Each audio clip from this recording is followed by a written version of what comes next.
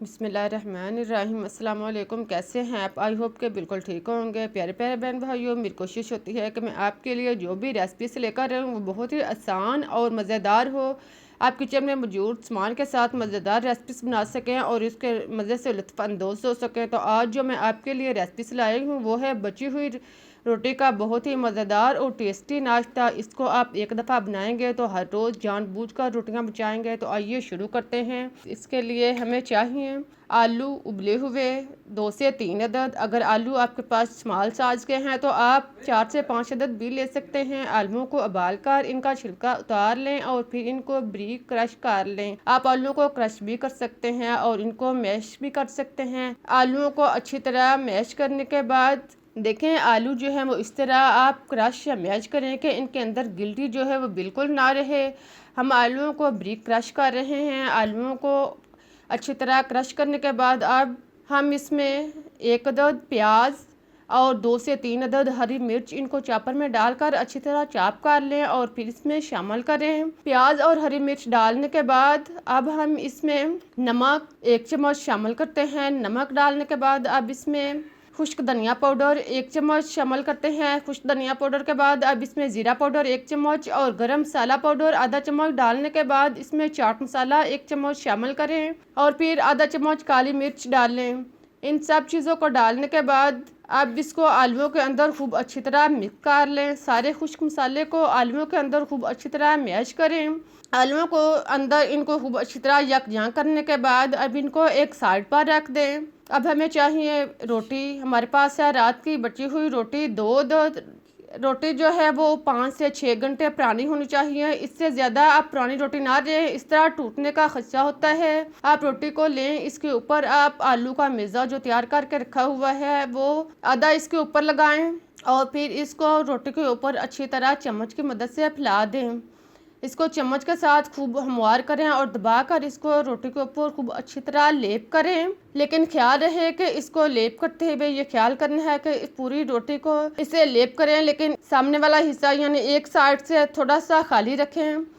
बाकी सारी रोटी के ऊपर अमेज़ा जो है आलूओं का लगा दें। जो हिस्सा हमने खाली रखा है इसमें मैदा थोड़ा सा घोल कर इसके ऊपर लगाएं ताकि इसका मुंह जो है वो अच्छी तरह बंद कर सकें। 1 चम्मच मैदा लें, इसे पानी में घोल कर आप इसके ऊपर अच्छी तरह लेप करें और फिर जिस साइड पे हमने मैदा लगाया है इसके सामने वाली साइड से रोटी को पकड़ें और इसे रोल करते जाएं। इसे ऐसा ऐसा घुमाते जाएं और इसे रोल करके मैदे वाले हिस्से के ऊपर अच्छी तरह इसे दबा दें और रोल कर दें।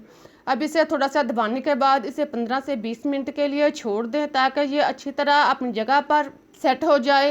रोटी को आप रोल करने के बाद एक साइड पर रख दें।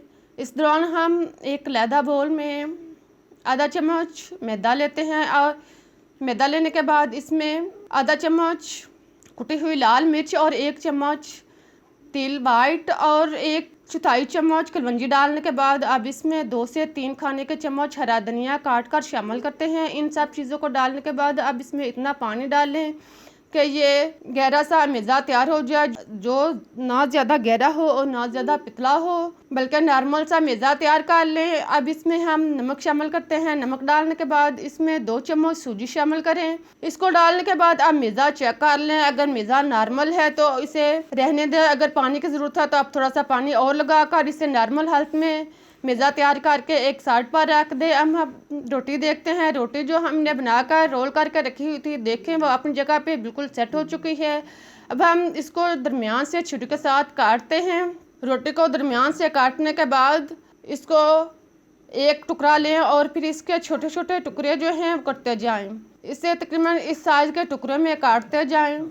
इसको छुरी के साथ ऐसा ऐसा काटते जाएं ताकि ये टुकड़े जो हैं वो काटते हुए अलग ना हो। इसे काट कर आप हाथ की उंगली में घुमा कर गोल कर लें और दबा कर सेट कर लें। इसी तरह सारे स्नैक्स जो हैं वो तैयार कर लें। बाकी रोटी भी है, इसी तरह स्नैक्स जो हैं वो बना कर रख लें। देखें हमारे स्नैक्स जो हैं वो अब तैयार हो चुके हैं। अब हम इसको फ्राई करते हैं। फ्राई करने से पहले आप इसको मैदा का अमेज़ा जो हमने बनाकर रखा हुआ है इसके अंदर रोल करें। इसके चारों साइड पे अच्छी तरह मैदा लगाएं और फिर इसे फ्राई करना शुरू करें। फ्राई करने के लिए ऑयल जो है वो नॉर्मल गरम करें और फिर इसे मीडियम आंच पर फ्राई करते जाएं, एक एक करके स्नैक्स में डालते जाएं। आज़ा बर्तन के रिक्वायर के मुताबिक इसमें स्नैक्स शामिल करें और फिर इसको फ्राई करते जाएं। साथ साथ इसको चम्मच की मदद से हरकत देते जाएं और अगर कोई स्नैक जुड़ा हुआ है तो इसको अलग कर लें। जब ये एक साइड से ब्राउन हो जाए तो इसे दूसरी साइड से भी चेंज करके ब्राउन करें और फिर इसी तरह एक दफ़ा इसके साथ चेंज करें और चारों तरफ से इसे अच्छी तरह ब्राउन कर लें। जब स्नैक जो है वो अच्छी तरह ब्राउन हो जाए तो इन्हें निकाल लें। अब हमारा मज़ेदार नाश्ता तैयार हो चुका है। बहुत ही टेस्टी नाश्ता है जो देखने में ही बहुत मज़े का लग रहा है। इतना टेस्टी नाश्ता जिसे बिन भूख के भी भूख लगना शुरू हो जाए। आप इसको नाश्ते में ले सकते हैं, चाय के साथ ले सकते हैं, केचप के साथ ले सकते हैं, हरी चटनी के साथ ले सकते हैं। बहुत ही टेस्टी नाश्ता है। अगर आपको मेरी रेसिपीज अच्छी लग रही हैं तो इन्हें लाइक करें, चैनल को सब्सक्राइब करना ना भूलें। मुझे इजाज़त दें, मैं फिर मिलूँगी एक नई रेसिपीज़ के साथ। तब तक के लिए अल्लाह हाफिज़।